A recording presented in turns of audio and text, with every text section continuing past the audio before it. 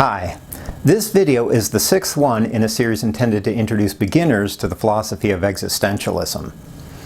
In this video, I'd like to trace the contours of existentialism's denouement, especially as a movement known as structuralism began to eclipse existentialism during the 1960s, which then ultimately paved the way for the triumvirate of post-structuralism, deconstructionism, and postmodernism within continental thought.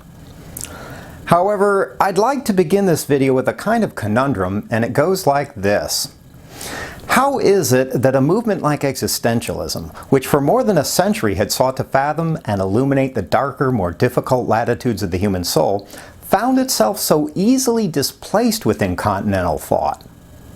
What set of intellectual and cultural forces managed to turn our collective attention away from the timeless riddle of life and the adventure of fathoming our fundamental freedom, our onerous responsibility, and our passionate engagement with the reality of existence? To answer that question within the purview of continental thought, we should probably first take a few minutes to describe the intellectual movement that succeeded existentialism, a movement known as structuralism. And to understand structuralism, we should probably describe its genesis within the ambit of 20th century continental thinking. In that regard, there was probably no more pivotal figure than the Swiss linguist Ferdinand De Saussure, whose most famous work was his Course in General Linguistics, published posthumously in 1916. But perhaps first, a little bit of a warning. Existentialism was powerful in its time, partly because it always issued an appeal, at least implicitly, to the reader's own personal experience. In structuralism, there's very little of that, which makes structuralism seem much more abstruse and esoteric than existentialism. So, bearing that in mind, many of Saussure's most influential ideas had to do with describing how signifiers can point to the things to which they refer, which are called their signifieds or referents. For instance, how do words, which are one type of signifier, have the particular meanings they do? Well, you know how it works. If you don't know what a word means, you can always look it up in the dictionary where you'll find its definition. But its definition is always given to you in terms of other words within the language system. I remember discovering this and being irritated by it when I was a kid, especially when I'd have to look up a word only to discover that its definition contained another word that I didn't know. And then the definition for that word would often contain yet another word that I didn't know. And it dawned on me that the process of looking up words that define other words that define still other words could go on indefinitely.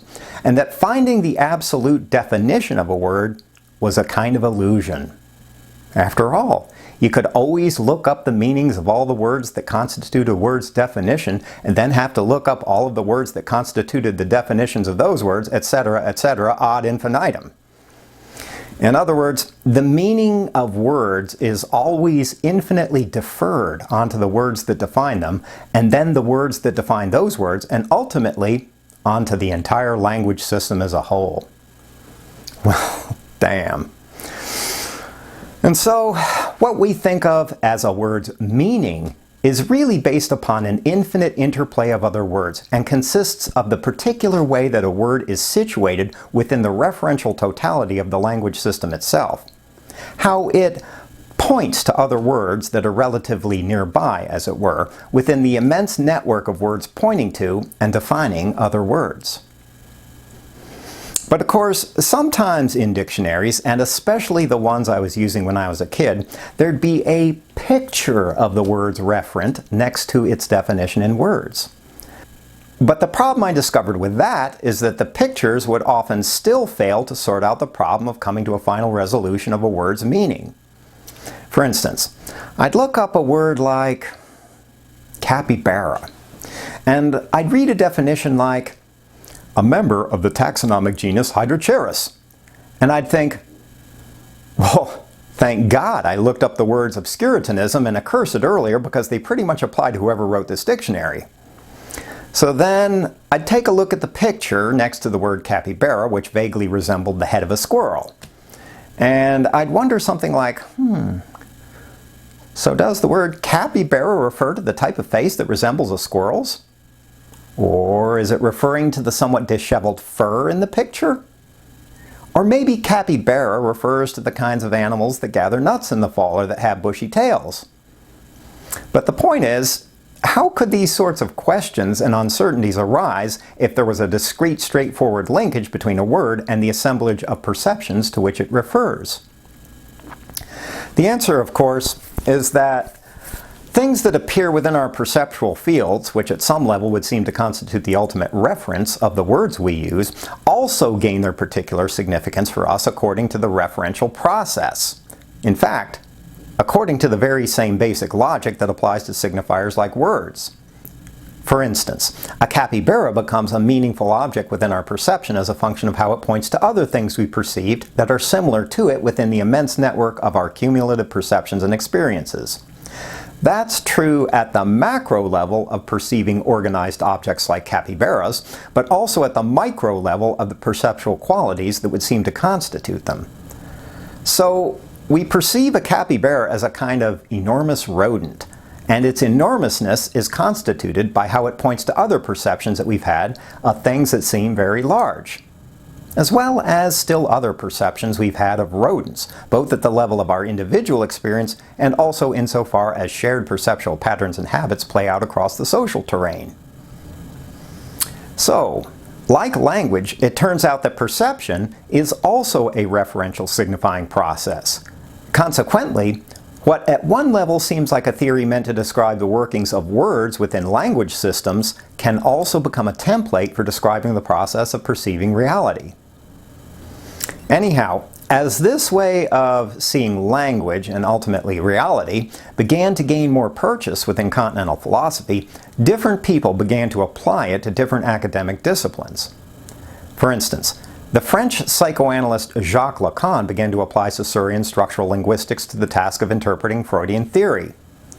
For Lacan, the unconscious is structured like a language and is hence constituted by the same processes of signification that constitute language systems, which, of course, begins to call for a very particular kind of psychoanalytic discourse. Similarly, Claude Lévi-Strauss began to apply the same basic paradigm to the discipline of anthropology. So, instead of interpreting cultural artifacts, rituals, and taboos in terms of the functions they serve within a culture, a structuralist approach would ask about their place within the referential totality of the culture as a whole, and more specifically, about how they're situated relative to other artifacts, practices, habits, etc. Again, that's because a cultural practice becomes meaningful not so much as a product of the function it serves, but the signifying role it plays relative to other cultural practices, rituals, taboos, etc. And this leads us to the critical juncture where structuralism began to eclipse existentialism within continental thought. And it circulated especially around a famous set of interchanges between the existentialist Jean-Paul Sartre and the structural anthropologist Claude Lévi-Strauss in the 1960s. At one level, Lévi-Strauss objected to the universalizing tone of Sartrean philosophy, which made it seem like existential insights applied to humanity across the board, irrespective of historical or cultural context.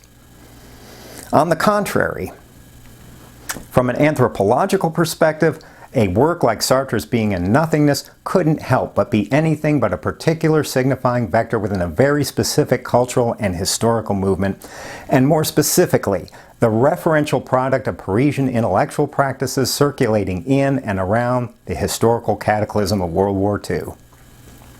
However, the structuralist critique of existentialism cut even more deeply than that. For instance, from an existential perspective, things like the centrality of experience as the primary locus of insight into the nature of being, or the recurrent insistence on something like authenticity, or I-thou relatedness, or overcoming, or avoiding the pitfalls of bad faith, were powerful clarion calls to a deeper way of life. They were not merely armchair conjectures about the structure of existence, but a way of evoking a more potent and amplified sense of life itself. However, from a structuralist perspective, all of these sorts of things simply became mere acts of signification, mere wordplay within the larger totality of our discursive games. The real thrust of intellectual activity, then, wasn't so much about inquiring into the fundamental existential dynamisms of life, but about viewing all of the talk about experience and existence as a particular form of signifying activity, not as a fundamentally important pivot point for, well, everything else. And so, as the years began to pass, existential inquiry fell into a kind of desuetude. It gradually lost its priority and its lustrousness, especially in the academic intellectual world, which then began to see everything mostly in structuralist terms. And as still more years passed and structuralism itself began to give way to the triumvirate of post-structuralism, deconstructionism, and postmodernism, existentialism began to look even more like an antiquated museum piece to most of the academic world. For instance, in the later 20th century, with the ascendancy of thinkers like Michel Foucault, the truths of existentialism began to be seen mostly as expressions of power dynamics, as part of the conceptual apparatus of patriarchy, for instance, or as an instrument of ongoing racial and colonial oppression. Basically, as a form of crypto-political ideology whose primary function was to bolster and perpetuate Eurocentric male heteronormative subjugation and domination of, well, pretty much the entire world. Or at least the Western world. And the ensuing academic preoccupation with social justice, which today basically represents an attempt to reconfigure power and advantage across the social terrain, has naturally only further marginalized existential thinking. And this brings us back full circle. As we saw in video number 4 of this series, existentialism began as a form of resistance against the all-encompassing determinism of Hegel's dialectical view of history and ultimate reality, mostly by counterbalancing that view with an emphasis on the more personal, subjective, and experiential side of things. However, at the point of existentialism's denouement over a century later, we find existentialism sinking slowly into the morass of yet another all-encompassing kind of determinism. This time linguistic and political rather than dialectical in Hegel's sense. However, for people like myself, people who are still immoderate enough to cherish existential texts and existential insights, the crucial question remains: what might we have lost along the way? And also, what might still be recovered as at least a partial antidote to our world's prevailing malaise?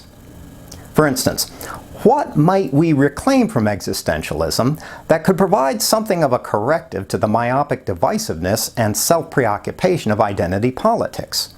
Or to the way our world constantly seeks to diminish and demean our sense of personal authenticity, freedom, and existential responsibility. So let me close this video by talking a little bit about all of that, by articulating from my own personal perspective first what we've lost as we've collectively let loose of existentialism's uncertain and unsettling moorings, and at the same time what it would mean to reclaim some measure of an existential sensibility in today's world.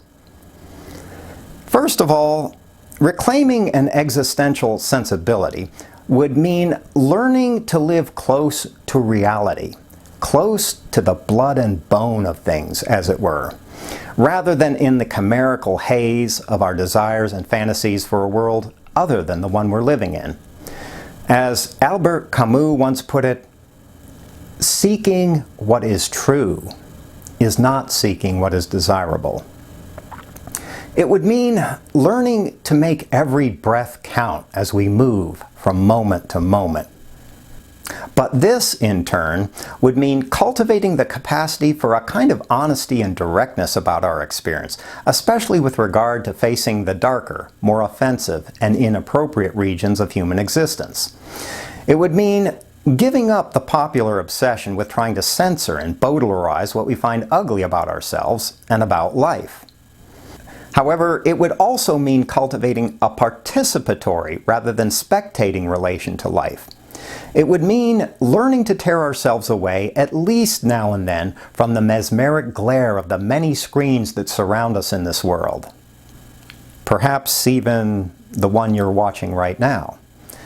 It would mean allowing ourselves to feel truly and brilliantly and undeniably alive once again. Consequently, it would also mean learning to live with a peculiar and particular kind of courage. The courage to lay claim to the fullest possible measure of personal freedom and personal responsibility, especially at the most fundamental levels and dimensions of our being.